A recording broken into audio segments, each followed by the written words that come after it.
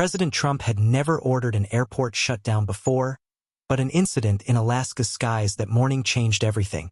At Anchorage International Airport, passengers began their day with little idea they were about to become part of a story that would reach the White House and unlock the mysteries of aviation safety.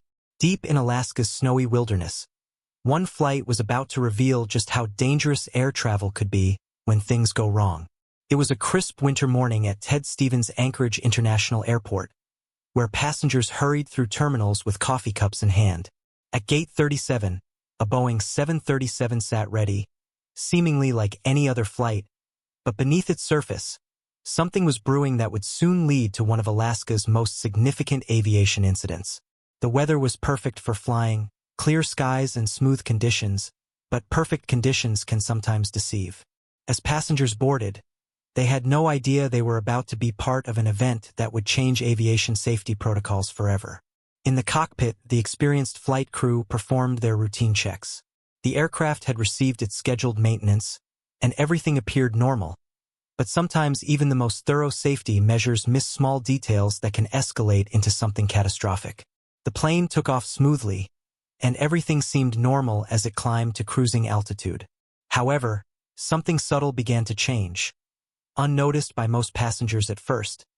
But in aviation, even the smallest anomaly can be a sign of something much worse. What was that first sign of trouble, and why did it send chills down the spine of the veteran crew? Something wasn't right. 23 minutes into the flight, a faint vibration began to hum through the right side of the aircraft.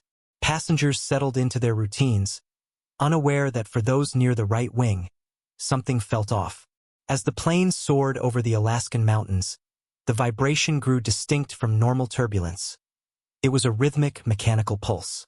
In the cockpit, early instrument readings showed slight fluctuations in the right engine's performance, enough to warrant monitoring, but nothing alarming at first. The flight data recorder later revealed a gradual rise in the engine's internal temperature, 2 degrees per minute, just slow enough to avoid triggering alarms, but enough to raise concern. The pilots began noticing discrepancies in the engine's pressure ratio readings. Minutes later, the vibration evolved into a noticeable shudder. The engine's power output fluctuated, causing slight speed changes. In the cabin, drinks rippled, and window shades rattled. Surprisingly, the cockpit's warning systems remained silent as the issue lingered in a gray area. Serious, but not enough to set off alarms. Flight attendants, sensing something was wrong, exchanged glances, their experience telling them this wasn't typical turbulence. Onboard computers showed minor irregularities in the engine's fuel flow, hinting at growing mechanical stress. Complicating matters, the aircraft was over mountainous terrain, where maintaining altitude is critical for safety. The crew weighed their options while tracking the engine's worsening condition. Radio communications with air traffic control were normal, but the crew had already started planning for the worst. The weather conditions remained calm, but the persistent vibration signaled a brewing crisis. At 30 minutes into the flight, the engine's irregular behavior escalated, leading to one of Alaska's most challenging aviation moments. As the aircraft reached 36,000 feet, the situation became dire. What seemed like minor anomalies were about to merge into a full-blown emergency. The crew's instincts, honed over decades, knew that the flight was no longer routine. The calm was broken by a thunderous sound that echoed through the cabin. The right engine's cowling, a heavy metal cover, began to tear away. Passengers on the right side watched in horror as exposed engine components became visible through the gap. The engine shook violently, marking the beginning of a mechanical crisis that would be studied for years. At 36,000 feet, the temperature was around -55 degrees Fahrenheit, pushing the already compromised engine to its limits.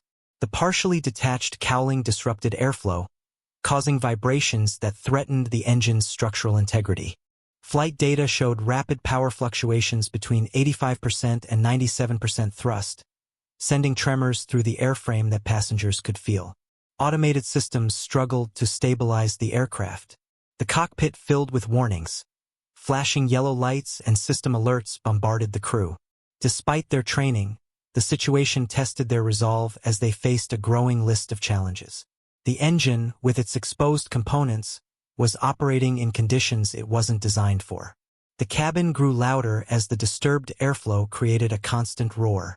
Temperature sensors began giving erratic readings, further complicating the emergency. The crew followed emergency procedures, each decision critical as they managed the engine's deteriorating state. Ground radar tracked their position as they turned back toward the coast, aware that the few available airports were ill-equipped for such a severe situation. Fuel management became crucial as the compromised engine burned more fuel. The crew had to balance the remaining reserves with the need for an emergency landing. The aircraft systems were behaving unpredictably, adding to the pressure. As the cowling threatened to come off entirely, the crew's ability to control the plane grew more difficult. With the Alaska wilderness below them, their options for landing were limited. The decision between a nearby regional airport or Anchorage's fully equipped emergency response team loomed large.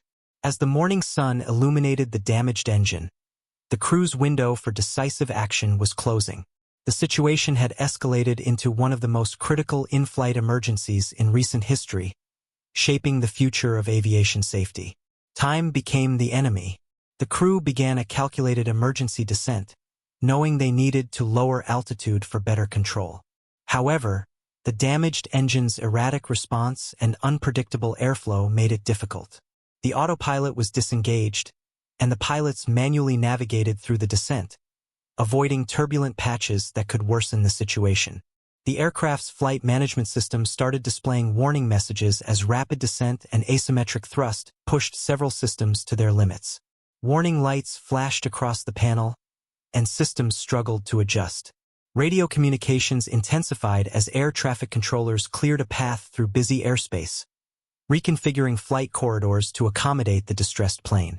Other flights were diverted, creating a protective bubble of clear airspace around it. The engine's condition worsened, with metal fatigue indicators showing alarming readings. The detached cowling had caused cascading mechanical issues throughout the engine. Each minute of operation risked further damage, but the engine's remaining thrust was crucial for flight. Fuel management became critical as the engine consumed more fuel than usual while producing less power. The nearest airport was 23 minutes away, an eternity in an emergency. As the plane descended through varying air densities, the compromised aerodynamics made control challenging. The crew made constant adjustments, battling forces that threatened to push the plane off course. Emergency teams along the Alaska mountains mobilized, preparing for any scenario.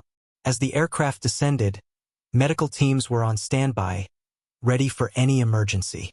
The flight management system's algorithms struggled to account for the aerodynamic anomalies caused by the damaged engine. The crew relied more on training than automation. At 15,000 feet, the thicker air offered both advantages and challenges: better control but added stress on the engine.